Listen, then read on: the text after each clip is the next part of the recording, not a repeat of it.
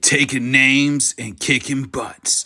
This is Headkicks and Haymakers. Good morning, fight fans. Welcome to Headkicks and Haymakers.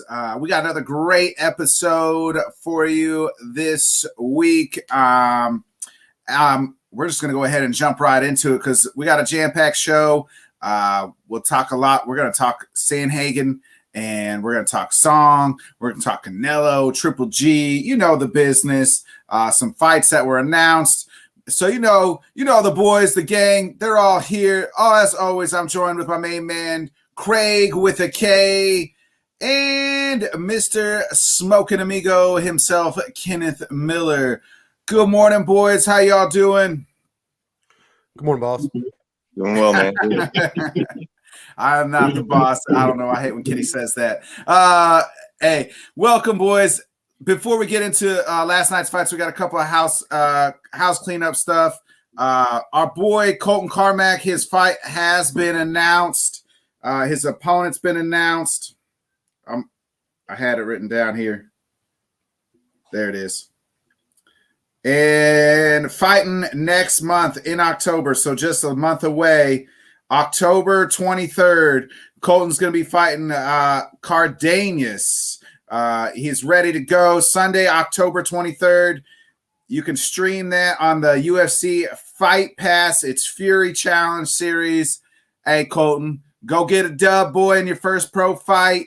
I'm ready to see him. I'm ready for Colton to knock it out. We know we've talked to him several times. He's been on the show.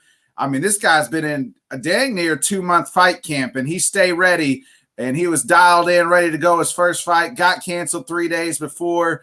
Right before his fight, got pulled out. Now he's got to dial it back in, and he's ready to go. I'm excited to see our boy Colton in his first professional fight. How about you, boys? No, same. Is this fight in Texas like the first one was supposed to be?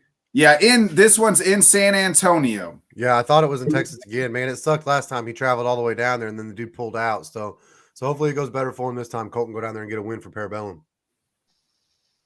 Yeah, for sure, man. We're all excited. Colton looks ready. Last I saw on social media, he said he's, pretty close to making weight right now and feeling great. So looks like he's in good shape, man. I don't know this Cardenas guy, but I know Colton has got a lot of skill and a lot of talent. So I'm excited. Hey, it says a lot if you're almost at weight a month out, man. It means that weight cut hasn't been that bad. It means your cardio should be okay. You shouldn't be drained when the fight gets here. Colton's doing it right. Yeah, he stayed ready. I think he was ready to go the first fight. It's not like he went back and bloomed back up. He did say, yeah, he's no Patty. Didn't gain 200 pounds. Did say he ate a fat cheeseburger and had a beer after, the fight got canceled. But why not, man? He was down there. Did get to meet a lot of fighters, told me that. But got back to Missouri, dialed it back in. If you follow Parabellum on Facebook, which I implore everybody to do, they got some killers in that gym. They look ready every day. If you're needing motivation to go to the gym, you look at them, you're like, shit, man, I need to get my fat ass in shape because those boys are ready to go, boys and girls. Absolute dogs in that gym. Speaking of dogs in that gym, our boy Ray Hayes also, I'm going to plug him real quick. Ray Hayes got a T-shirt out. You can follow him on Facebook. That's RayHayes, Ray Hayes. Got a T-shirt out. Hit up Ray. He said DM if you want to order a T-shirt. It's right on his Facebook. So we want to plug that for nice, Ray Hayes trying to get his T-shirts out. Go out and buy one. I'm probably going to order myself one for our boy Ray, Sweet Baby Hayes, as he continues to march. Two division champ, hasn't got an upcoming fight, not announced yet, I don't believe, but did say the other day it's coming soon. I know when we talked to Colton and Ray last time, Ray's probably got maybe one more fight at amateur, and then it's time for the big boys. Yeah, it has to be. Whenever you go through your champ, the way he cleaned up that dude, I forget his name, that Eldon dude, whenever he cleaned him up in his last fight at the lake. You're looking like that against amateurs. You got to go get some better competition. Yeah, for sure, man. It's all about climbing the ladder, and Ray Hayes is, he's been climbing the ladder. So It's only And up he from here. wants to, man. He's hungry. He's hungry. Yeah. He don't want to just sit there and fight amateurs all day. He wants to go fight some pros and look good. And he's cleaning them up. I mean, he's cleaning house out there. And he's got Colton there, who's had to stay amateur due to, not some things out of his control. And then, so, Colton's saying, hey, man, we ain't going to waste your whole 10 years, 5 years here, all these fights, all this, brain power, brain damage at amateur. It's time to go pro. It's time to start pushing it. He's got the right people in his corner. We know that. So we always wish the best of luck to everybody at Parabellum and Ray and Colton. So please do check out the fight. Get Ray's t-shirt. That's the house cleaning stuff. Let's go ahead, boys. Let's get into it. The world's still kind of buzzing from UFC 279 last Saturday. The word is around, still talking Hamzat. His coach has been on several different shows. It seems like he keeps contradicting himself. He said that Hamzat is staying at 170, wants to be champ. And then, then he's on saying it looks like we're done with 170 because of the weight cut. It looks like it's 185. Dana's kind of maybe come out and said maybe at 180 he needs to fight at 185. Kenny, what's your thoughts here? Hamzat, should he stay at 170 or go to 185? And who's the first fight for him at 185? I don't think it's really clear cut. I don't think that he should be forced to be done at 170. We've seen guys miss weight before, maybe not 8 pounds, but we've seen guys miss weight before. You can kind of tell on the scale, it looked like he didn't really take the weight cut seriously. Like he kind of felt like this might've been coming. Either that means that he knows he can't cut the weight, or he knows he just didn't cut the weight this time the right way. So I do think his next fight should be at 185. Him and Costa keep going back and forth. Fuck it. Let's see that, let's throw them in there together. But I do think that after he fights at 185, he should be allowed to fight at 170 again. But if he misses weight again, I don't know if Dana's going to let him. Dana kind of said in the press conference last Saturday night, I guess, that Chimaev's going to be a 185 fighter. I don't think he's going to keep him there, but I do think that he's going to make him fight at 185 the next time. And I think he should. I don't want to call it a punishment, but at the end of the day, you miss weight by 8 pounds. Your next fight, especially when you're a 2 weight class fighter, your next fight should have to be at the higher weight class. But I think that, I don't know if you give him wit right away. I don't know if that's really fair. I hate to say the word fair, but I just don't really know if we want to see that yet. I'd rather see him fight somebody that's more like Costa, that top 5 gatekeeper status, before he gets Witt, because Witt's a title shot. And if he goes in there, even just catches him, man, I don't really want to see him get a title shot like that. But go through Costa, and kind of see how it goes. Let the top kind of figure itself out. And if he beats Costa, then give him Witt and then give him a title shot. Greg, so Dana's saying he's a 185er, but Dana also, speaking of Paulo Costa, Dana said Paulo Costa's now a 205er, and then we saw him fight at 185 his last fight. So we really know that Dana can flip-flop too, and whatever comes out of his mouth ain't always the truth either. So what's your thoughts here on Hamzat? Yeah, I think if Chimaev's going to fight, I think he wants to fight at 170. I think that's where he's closest to the belt. But like you said, missing 8 pounds is a big deal. That's not a pound or two. Missing weight by 8 pounds is a big deal. And like you said, especially a guy that's wanting to fight 2 divisions, I feel like your next fight's got to be the next fight. The next class up, I would love to see him and Paulo Costa. I've started following Paulo Costa on Twitter, and I'm just becoming a bigger fan of his as time goes on. He seems, I don't know, man, he's hilarious. That's the best thing. He is absolutely hilarious. He's a funny guy. But the way him and Chimaev have been going back and forth, man, I love seeing fights. I like the storyline too, so I like it when guys kind of get things going like that. If it wasn't Costa, I think I've said it before, but Chimaev's a big wrestler, so let's see him wrestle with Marvin Vettori and see kind of where he's at, in that next class up, not bullying the little guys. I don't think that you can move him up and have him fight Witt. I read a deal that Robert Whitaker was wanting to do some training with Chimaev for his wrestling. So who knows what could happen there, you know what I mean? As far as like a friendship type thing, I don't know. Right now, Chimaev seems like he's not making a lot of friends, but I did see that Bobby Knuckles came out and said he wanted to do some wrestling training with him. But yeah, I think Chimaev's got to fight 185. You're right. Bobby Knuckles said he would train with Hamzat. You know, if the opportunity presented himself, like he would go there or he could come to Australia. So you're right on the money on that, Craig. Yeah, I mean, speaking of Paulo Costa, has anybody had a better face turn than Paulo Costa? I mean, he is on one babyface run here between the internet, him and Ariel Helwani. I'm all aboard on this Paulo Costa face turn here. Pure babyface Paulo Costa. I'm all in. I love it. I'm kind of with you guys.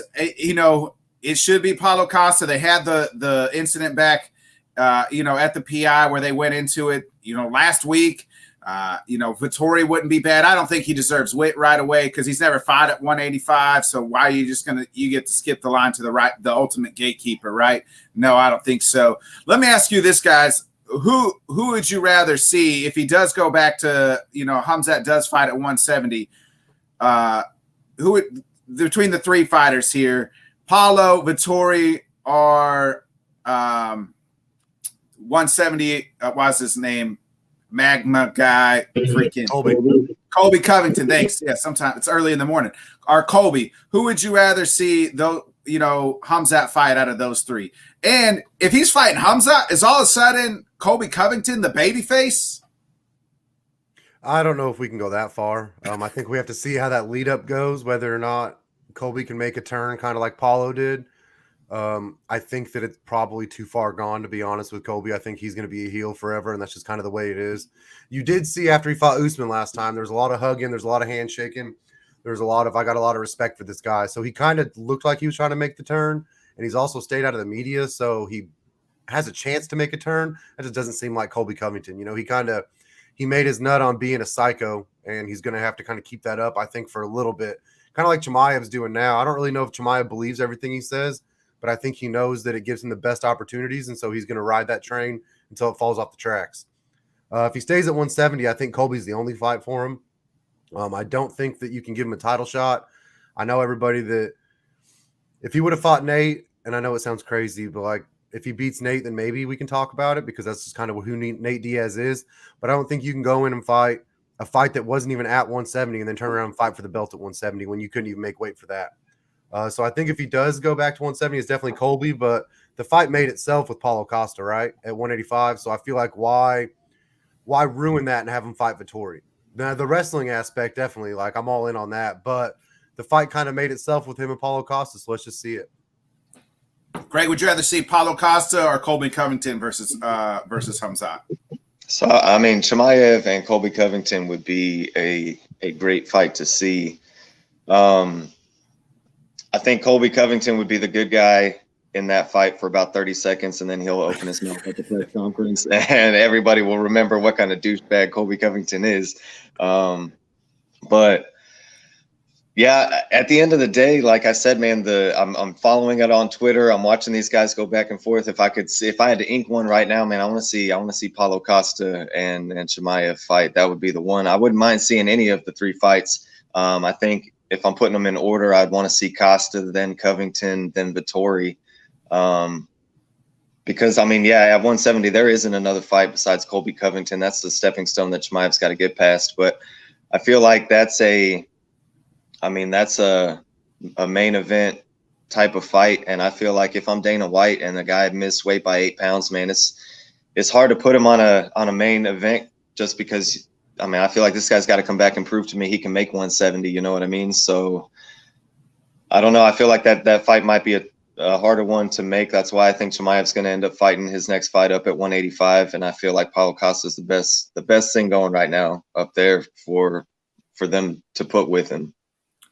I mean, Paulo, would you guys rather see, you know, I mean, there's talk Colby Covington moving to 185. Would you want to see Colby and Hamzat at 185 or 170? I'd rather see that fight at 170 just because I feel like it's a natural weight class for Colby. I do feel like in the end, it's really a natural weight class for Chimaev too. I know he missed weight, but I think part of missing weight was just trying to stay big for 185 as well and not lose too much cutting down. If we're going to see him and Colby, I'd rather see it at 170 just because I think it gives Colby the best shot to kind of show his best self as well. If they want to fight at 185, go ahead, but I think Colby gets cleaned up at 185, and that's not an offense to Colby. I just think You look at Chimaev, Craig said his best chance for the belt is 170. That's because he's a huge 170er. Anytime you can cut weight and be the biggest guy in the division, it's going to work out for you. Kind of like Rob said, moving up to 205, that's going to have to be a process because I can't go up there. I'm not going to be the biggest dude anymore. Now I'm going to be the small guy, and I'm going to have to make the most of it. And I think that Chimaev staying at 185, not that he's a small guy, but he's definitely, all those guys are his size. And then if he ends up fighting Paulo Costa's walking around 230 right now. So, he's definitely going to be a smaller guy in that fight. I would much rather see him and Colby at 170. If he goes to 185, I'd rather see Costa. But if they want to do that fight at 185 too, and Colby feels good about it, go ahead. Yeah, I'd like to see it. I'd rather see that fight at 170 there too. You're right on the money, Kenny. It's 170, and I say Colby's kind of the heel, but he's probably the baby face in some people's eyes, and we we know that as well. Some people out there cheering for old Colby Covington.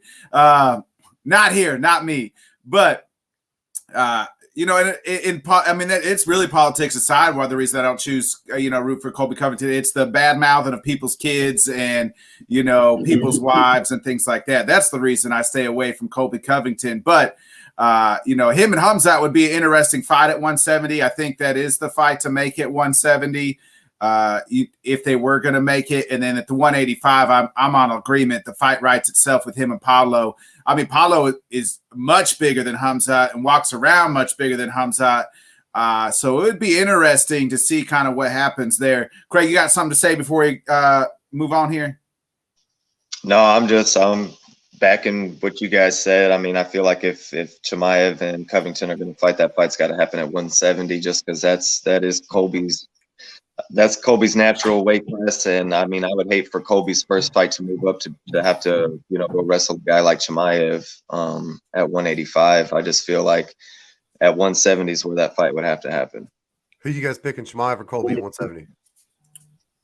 Chimaev. Man, that's tough. Give me Colby all day. Yeah, Colby's proven it, right? Like he's proven he's a better wrestler. Chimaev can absolutely grab you around the waist and ragdoll you. He's done that to 4 people in a row, but he hasn't take out Burns, but he hasn't shown that he can control you. He hasn't shown that he can keep you on the ground. Even Holland got up and he's a terrible wrestler. He had to take him down 3 times. So I do think we talk about it all the time with the freestyles and the Greco-Roman guys. Chimaev's going to take you down, but Colby's going to control you if he gets you down. You're not going to get back up. He's a way better wrestler once he's on the ground. So I'm going to take Colby at 170 if that happens. You get into the later rounds too. We know Colby's conditioning. Yeah, Chimaev gassed in the 3rd round against Burns. He ain't going to make it in the 5th round against Colby. Yeah, Colby's got that, so-called extra lung. We can sit here and bash Colby Covington all we want, but at the end of the day, we respect him because he's a hell of a wrestler. That's an artist in the art situation. You got to separate the artist from the art. The artist is a piece of shit, but the man, he's very, very good at what he does. Exactly. Guy can wrestle. It gets it late into those late rounds. He's a struggle. Craig, you got something here on that? Who would you like? That would be my biggest concern for Chimaev is, if he comes out with a heavy pace and a guy like Colby Covington, if he can just, survive it, there comes a point in time where Chimaev runs out of gas and Colby Covington doesn't. Colby Covington's shown he's never ran out of gas really in a fight. And, he fought that first Usman fight basically like the entire fight with a broken jaw. So we know Colby's tough and we know he can go the distance. So that would be my biggest concern if those 2 fought would be Chimaev's conditioning. Not just that, Chimaev and Burns, if you watch that, Burns is an absolute world champion jiu-jitsu practitioner, and Chimaev was scared to touch him. Kept him at distance, tried not to go down to the ground with him. Colby's not going to sit there and choke you out the way Burns will, but you don't want to go to the ground with him either. So I wonder if him fighting Colby, if he would maybe try to keep it standing more, and Colby will kill him on the feet. All right, boys, let's go ahead and move on. We'll see what happens there. Colby Covington's still in witness protection program since Hamzat Y'all see what Dan Hooker said about Colby? Yeah. How the UFC's hiding him and he has to go back door at the Apex and stuff. You never know if that stuff's true, but if it is, man, that says a lot about Colby. Hey, Colby's in witness protection. That's why. Hey, you say he's not in the media. He's in witness protection since Jorge slapped him and allegedly slapped him. Still got to be found proven guilty here, but allegedly slapped him in public, and Colby is pressing charges. So we ain't heard from Colby since. So he's in witness protection hiding program right now. Let's go ahead and move on, boys. A couple fight announcements in two different divisions here. We'll start with the featherweights. Big fight announcement made this past week. Number 5, Arnold Allen versus number 6, Calvin Kattar. Craig, I mean, how you like this? Oh, hold on. And also, Bryce, number 9, Bryce Mitchell versus Mozart Evolov. Craig, which fight you like more? And, kind of talk about both these fights here. So, I mean, you gotta like the Arnold Allen and Calvin Kattar fight more, just because I feel like there's more on the line at that fight. The Thug Nasty fight too, two young, good, undefeated guys coming up. I'm glad they got that fight together. That should be a good one. I mean, I'm a Bryce Mitchell guy. I'll be pulling for him in that fight for sure. But that's going to be a real good test for him. I mean, like I said, two real good, young, undefeated guys. But I feel like the Calvin Kattar, Arnold Allen, that's the one you got to be more excited about, just because it's top 5-ish up there, and with the way that things are going on at the top of that division, that fight definitely means more right now. Yeah, I'm with you on that. Arnold Allen, Calvin Kattar, that's almost Kattar's got beef against Emmett. I thought a lot of people think Calvin Kattar won. They gave it to Josh Emmett, so it's almost another title eliminated fight here for Calvin Kattar. And Arnold Allen needs this big fight name. Kenny, he's like 9-0.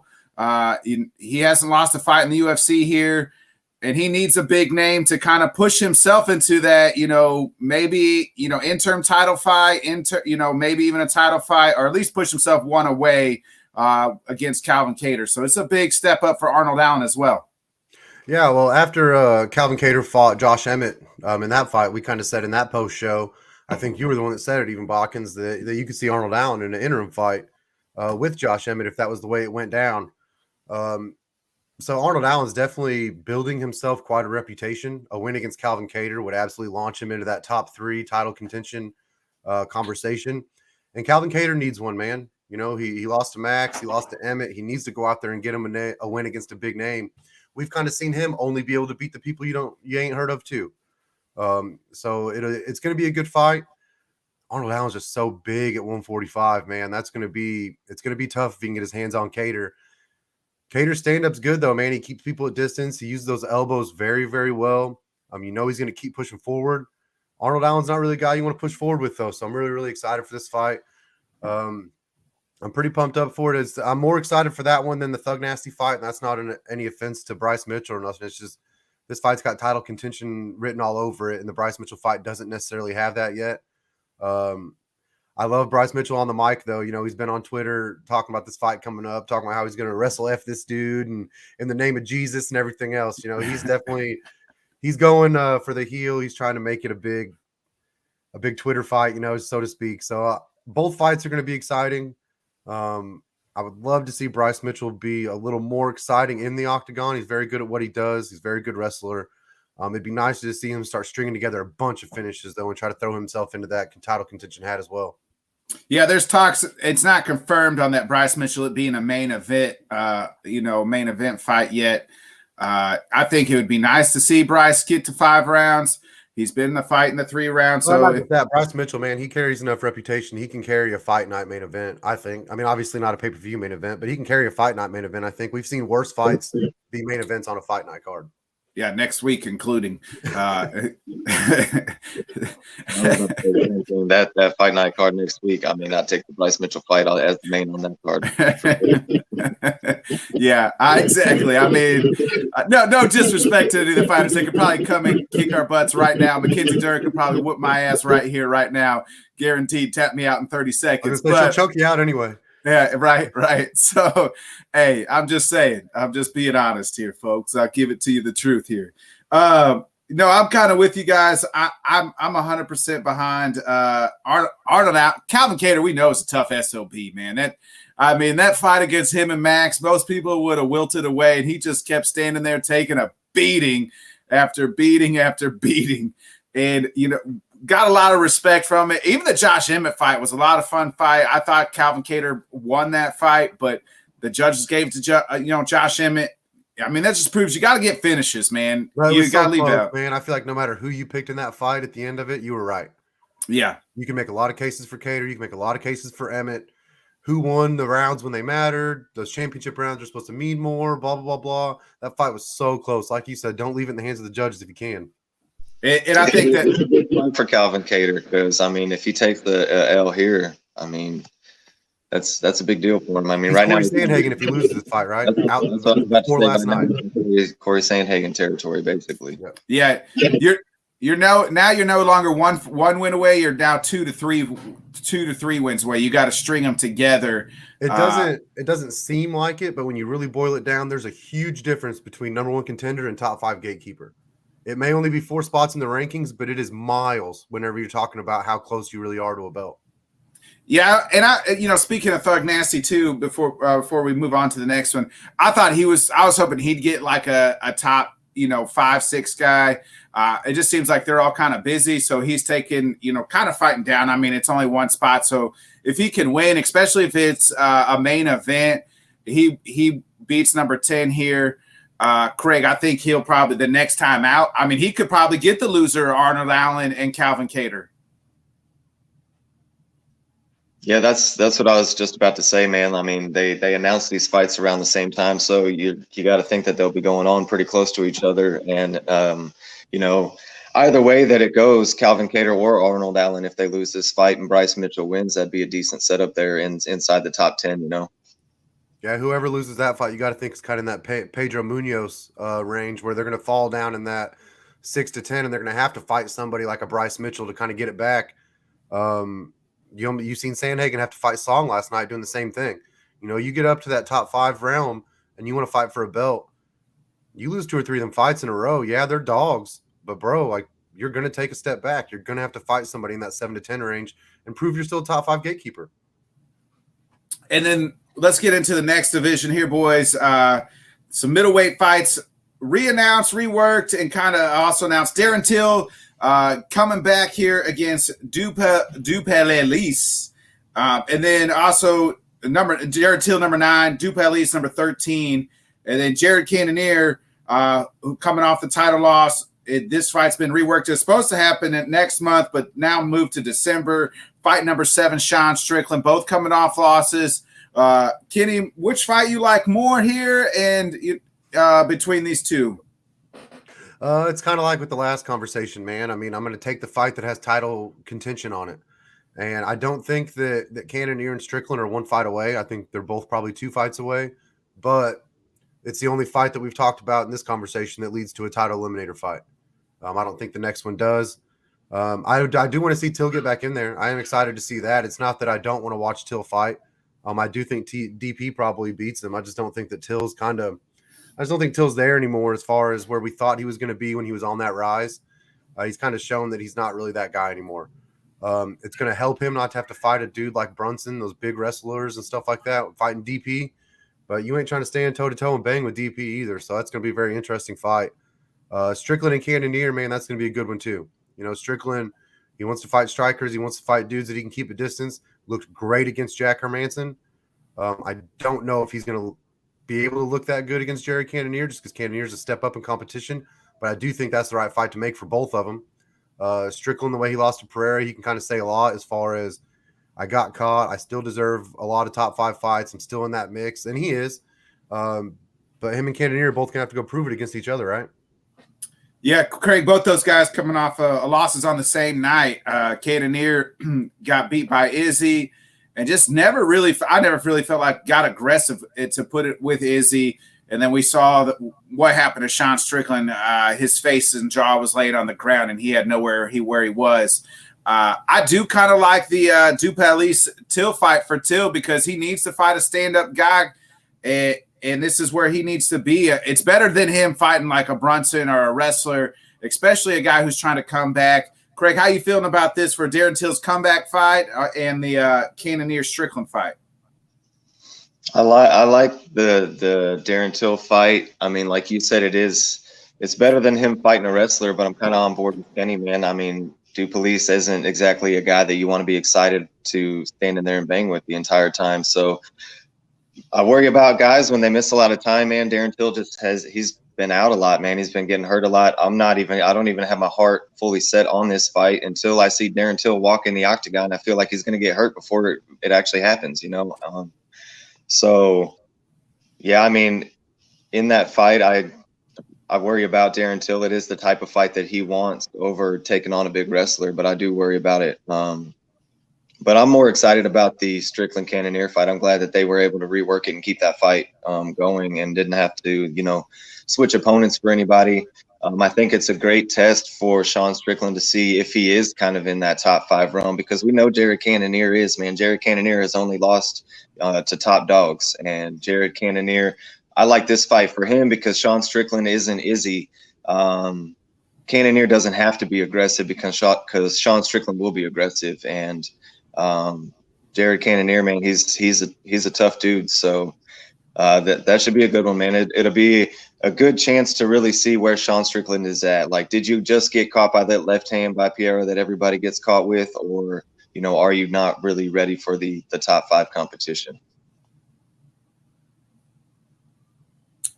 Yeah, Kenny, you got any last thoughts here before we move on to last night's fights?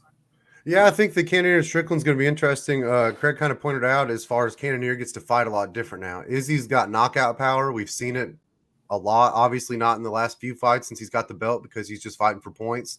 But in his run up, we saw Izzy was laying people out. And Strickland doesn't do that. Strickland points you. He beats you in decisions. So Cannonier can fight that a lot different. And he can test his own chin against Strickland by being more aggressive and getting inside and trying to get him down and use those elbows the way he did against Brunson, where Izzy, you tried not to get inside because he can put you out. So it'll be interesting to see kind of how Cannonier handles another striker, but one with completely different skill set. Yeah, like you guys said, it's a title eliminator type fight. I mean, the next guy probably needs one more, especially Cannonier probably needs at least one more since he's coming off. Strickland wins. He'll probably just need one more. If Alex knocked out Izzy, it makes Strickland look even better. Yeah, exactly. So that's really where Cannonier, no matter what happens, he has to be 2 fights away, because number one, you lost to the champ. So if Izzy wins, you're not getting that rematch right away. You're not with. And if Izzy loses, boy, how bad do you look now? Yeah, I mean, Sean Strickland versus Rob would be, you know, if Sean wins this fight, you know, give him Rob and see where he's at, right? I mean, because if Izzy loses, they're probably going to run that right back. I mean, that's just what they do with these title champs who've had the belt for a while. It depends. If Izzy gets knocked out the way Strickland did, I don't know if you run it right back. I don't know if Izzy wants to run it right back. I don't know if Dana would want to run it right back. You know, you're going to take one of your biggest stars and possibly give him 2 L's in a row, fighting a dude who clearly knows him. If Alex beats him again, he clearly knows him. And so I don't know if you really throw him back out there. But really, I think we already saw Cannonier and Witt looked really, really good against him. I would love to see Witt and Strickland. That would kind of be a great fight, as far as we don't really get to see Witt just fight strikers very often. You know, he gets the Kelvin Gaslums, he gets the Marvin Vittori's. He's got to fight these dudes a lot, and then he'll get Izzy. He'll have to fight wrestler, Izzy. Wrestler, Izzy. So it'd be nice to see him get to go out there and just fight a striker and just do his thing. Yeah, I like both of those fights. We'll see what happens, man. I mean, crazier thing, we know, I mean, shoot, who knows? We say this, and then next thing you know, Jared Cannonier's throwing elbows on Sean Strickland, knocking him out, or Duplessis lays out Till with a front kick or something. I mean, that's the fight game, baby.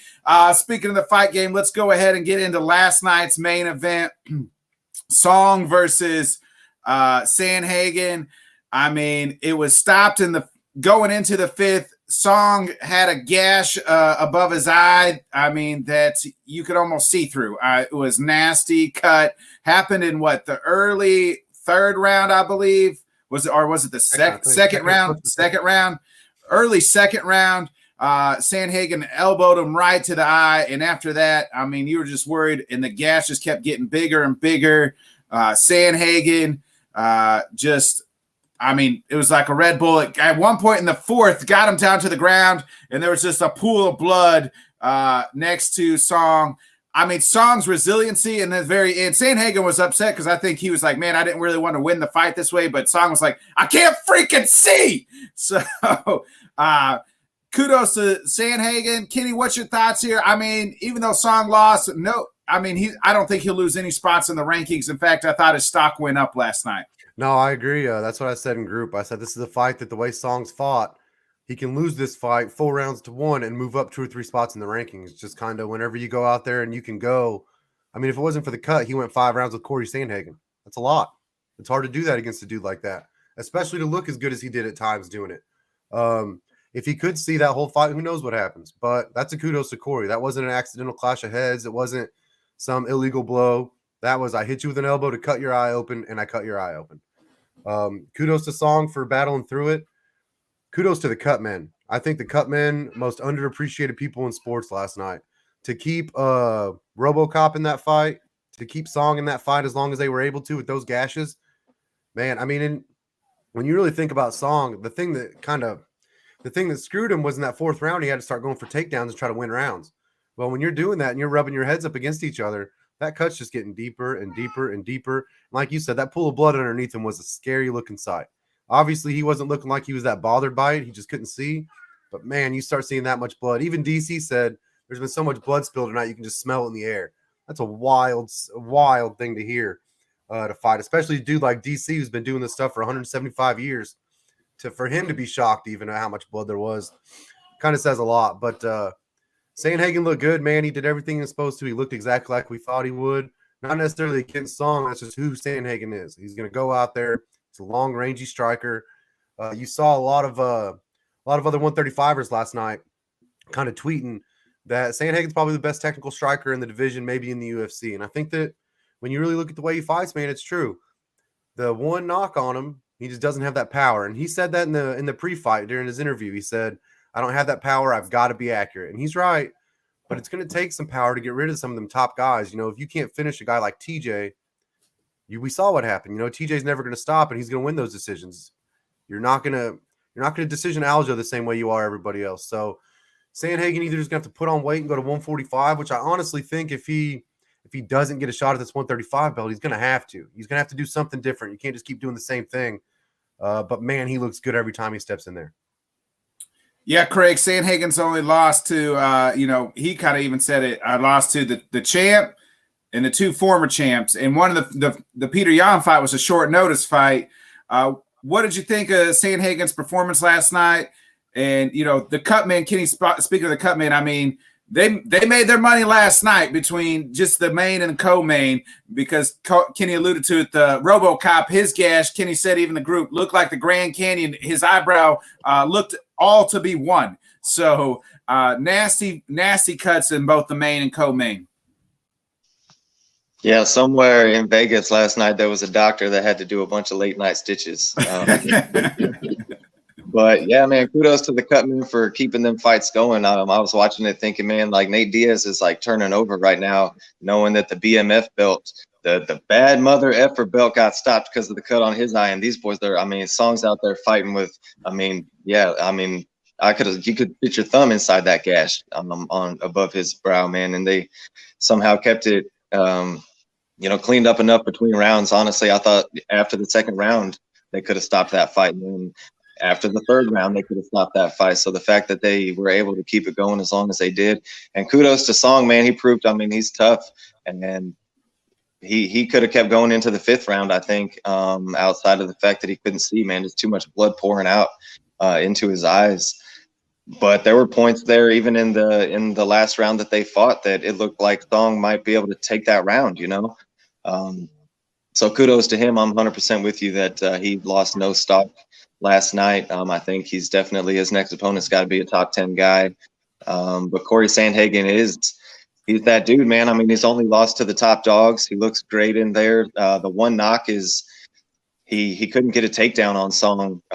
He kept on shooting, kept on trying, couldn't get a takedown, but he doesn't need the takedown the way he is on his feet, man. He's so long and rangy at that weight class. And, he switches styles and moves his feet very well.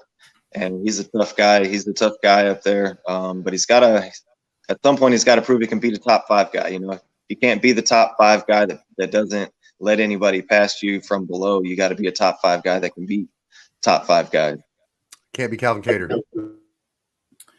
Yeah. Speaking of, Song hurt Sandhagen. What was in the third, second or third? Hurt him. You know, I said this last night, is when he throws, I mean, you can hear it. Like, I mean, just he's got that knockout power. Who knows what would have happened if it had went to the fifth? Because, you know, he's just going to go out there swinging. Because at that point, I had it 3-1 Sandhagen up. I had it almost 2-2 until in the midst of the fourth, until Sandhagen took him down.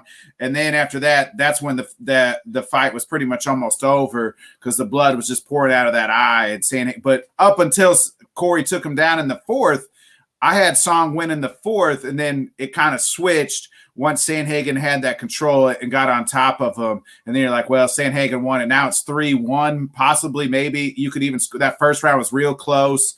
So who knows what would have happened in the fifth. But Song proved his toughness, and he proved his damn power for sure.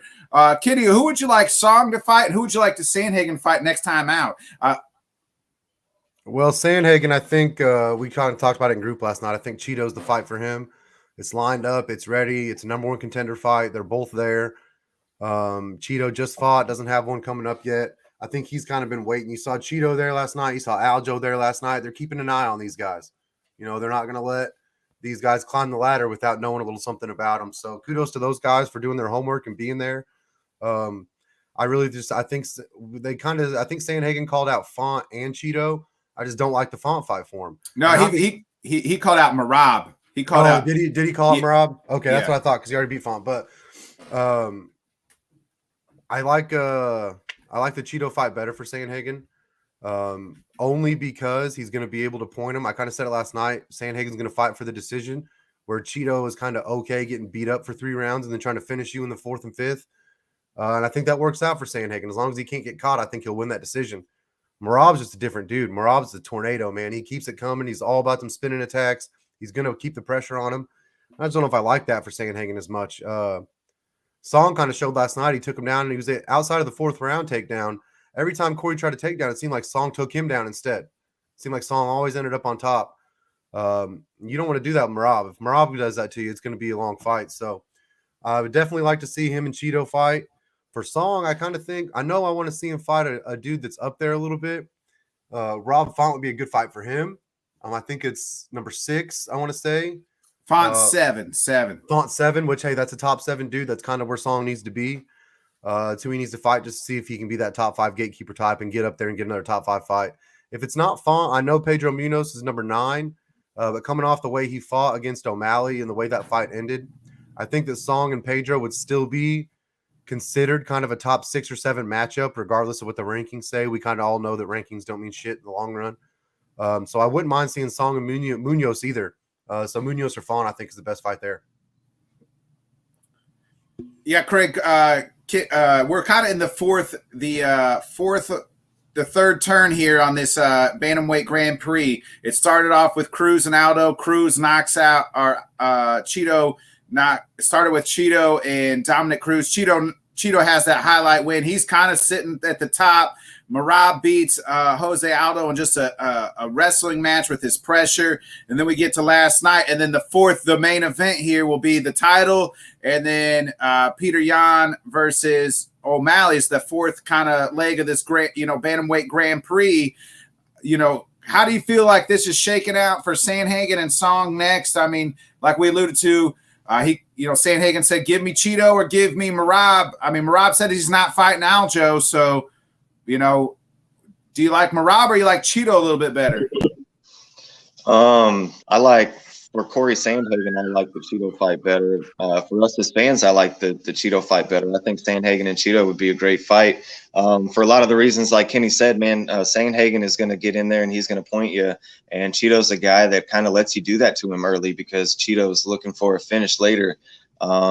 So it'd be interesting to see if he could get that on Corey Sandhagen, I feel like that would be a real good fight. But Merab, I mean, he's got to fight somebody, So if it's Cheeto and Sandhagen, Merab's almost the odd man out.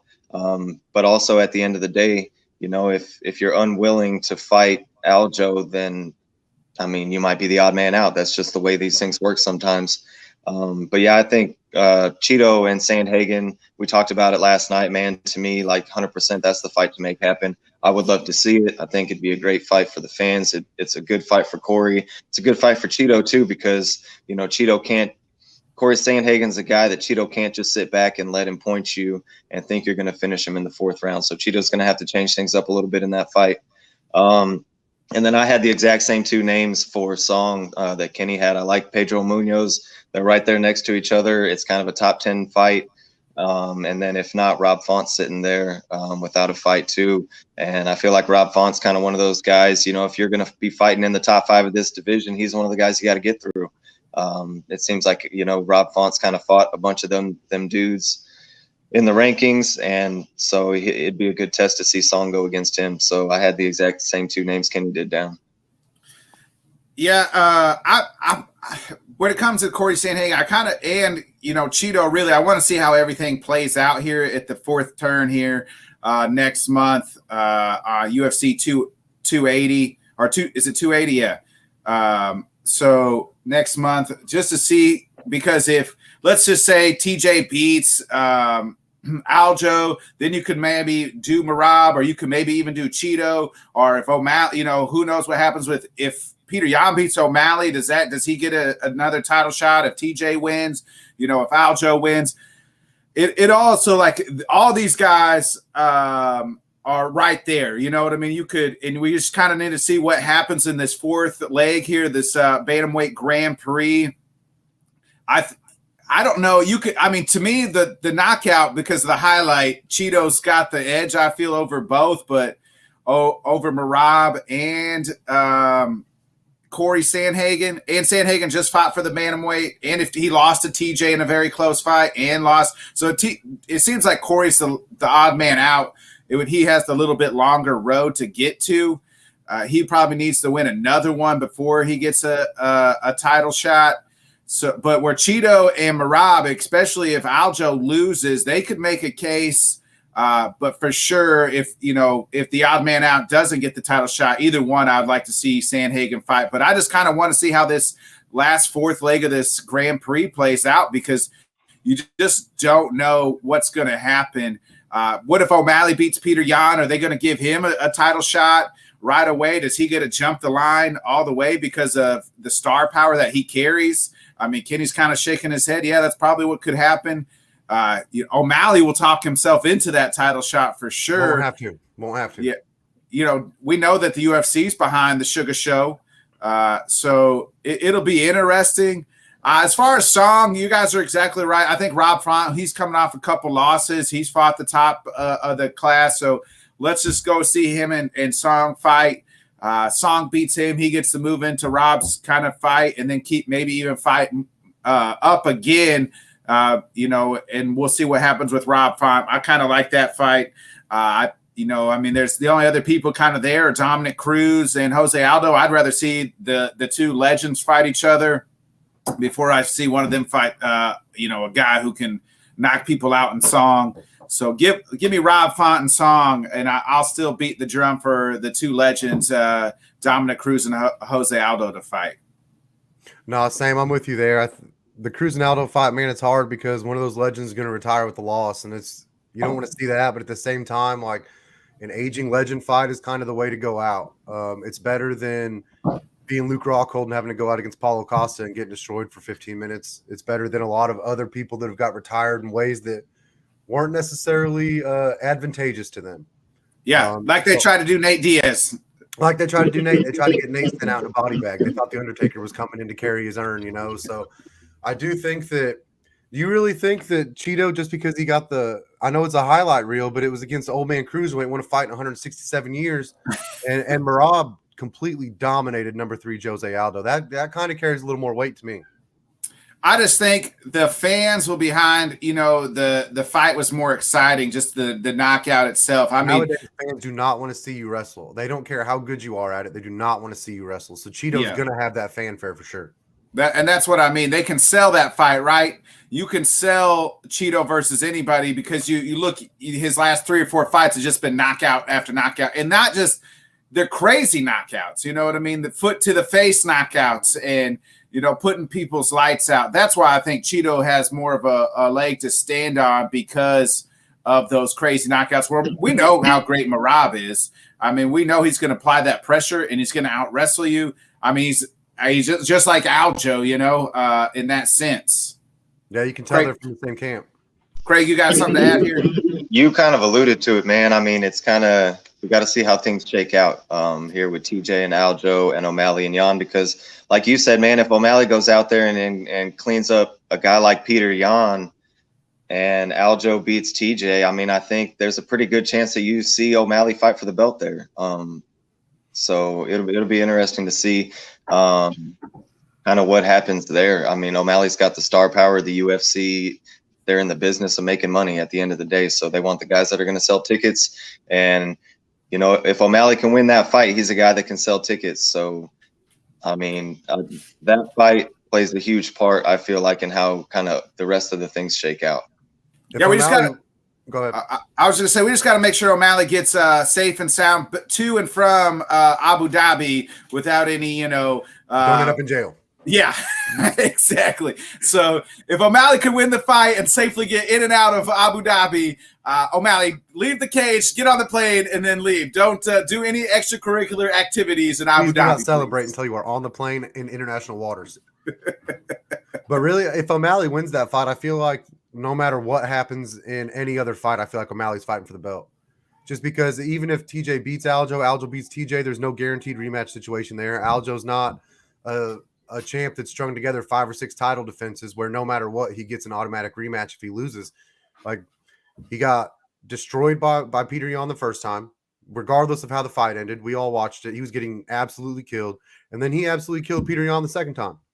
I say that for 3 rounds he did, because for 2 rounds he didn't. So I think that no matter what, if O'Malley beats Yan, I think he's fighting for the belt.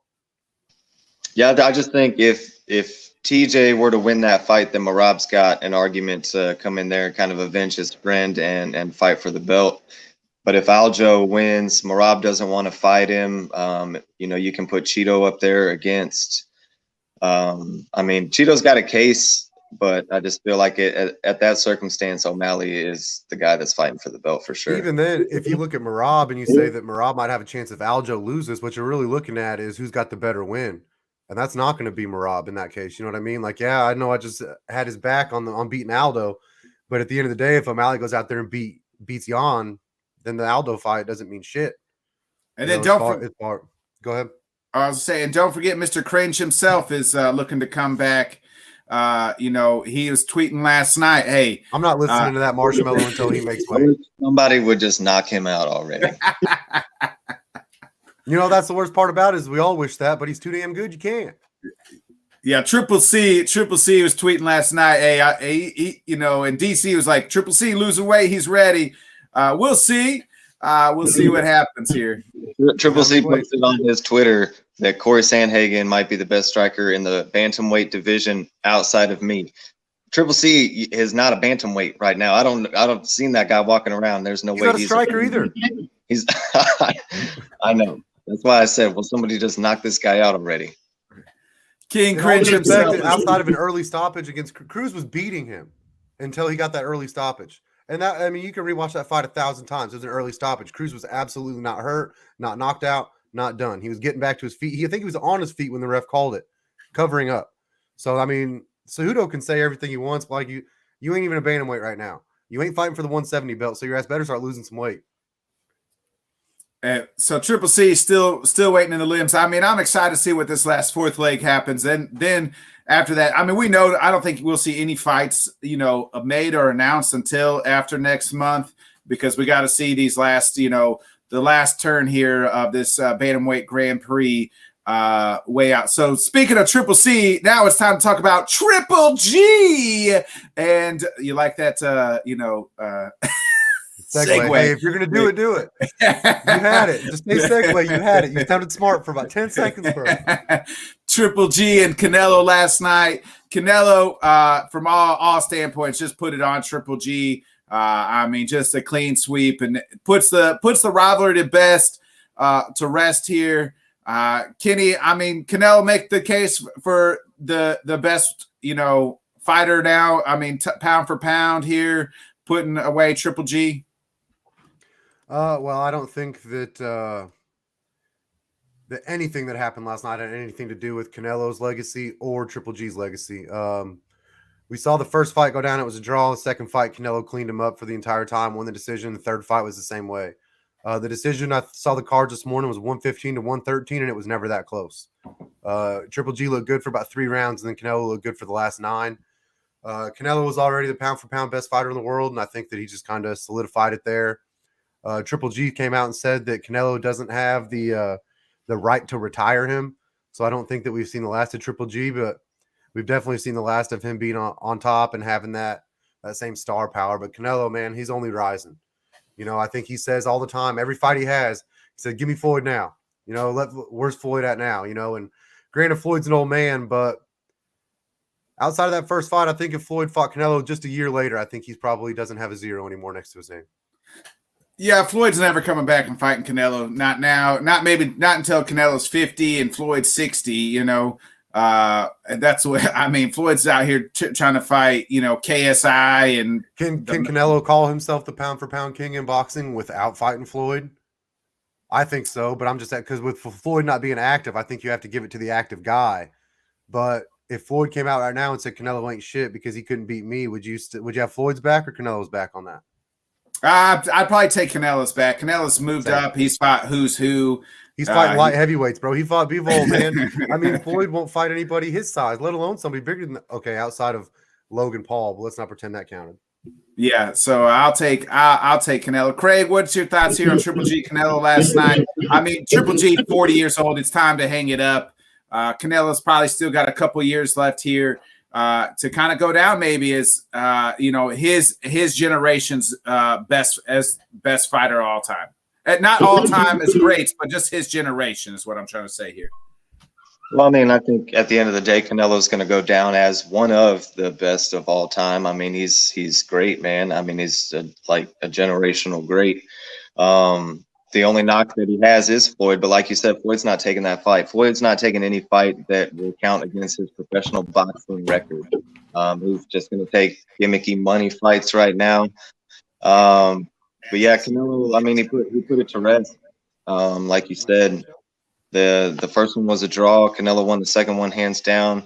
And from what I saw, he pretty much owned the match yesterday. Golovkin did sound like he's not done. But this rivalry is done. And I mean, he acknowledged that they went 36 rounds, 3 fights, nobody ever hit the mat. So nobody's, you know, knocking each other down, just 2 very skilled boxers. But Canelo has proven now, especially over the last 2 fights, that he's just the better. I definitely think he's got an argument as the pound for pound best right now because Floyd's not fighting right now. I mean, that's just kind of the way it is. Canelo's still taking fights. He's still fighting every year, a couple times a year. So yeah, to me, Canelo's pound for pound best right now. Yeah, I'm 100% right behind you, Craig.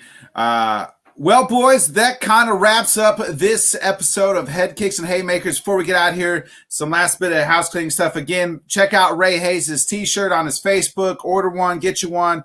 Ray, Sweet Baby Hayes, we wish the best of luck to Colton on his fight. We'll keep you updated on that when it happens. And then tonight, come back and join us right here on the Bodkins channel. We'll have NFL Week 2 reaction show. The boys and I will be back. The K&K Fantasy Corner. We'll be talking all things football, kind of giving our reaction of what happened today and Thursday night. I'm excited to break down the games with you guys tonight. That'll be happening about 8:30, 8:45 Central Time Zone. Make sure you hit the nice little subscribe button. Hit the bell so you know when we're going live. We are on Spotify and Apple Podcasts as well. So even if you watch us on YouTube, head over to one of those. Give us a nice little 5-star rating. Hit the subscribe button. It only helps. Be a friend, tell a friend, share with a friend. Make sure your boys are, everybody's checking out the boys at Let's Talk Sports. They're going to be having a pregame show, postgame shows on each part of today on the NFL. So 11 o'clock games are, I think it starts at 10. They'll have a pregame show. Then they'll have a postgame show going into the 4 o'clock games. And then on Sunday night, they'll have a pre and post game show as well. So make sure you check that out. The three of us will be back tonight for NFL Week 2 reaction show. I'm excited, Craig. I'll see you tonight. This has been another great episode of Headkicks and Haymakers. For Kenny and Craig, this is Bodkins. We'll see you hopefully tonight. Be a friend, tell a friend. We'll see you tonight. Make sure you hit the subscribe button. I'm going to hit the outro right meow, baby.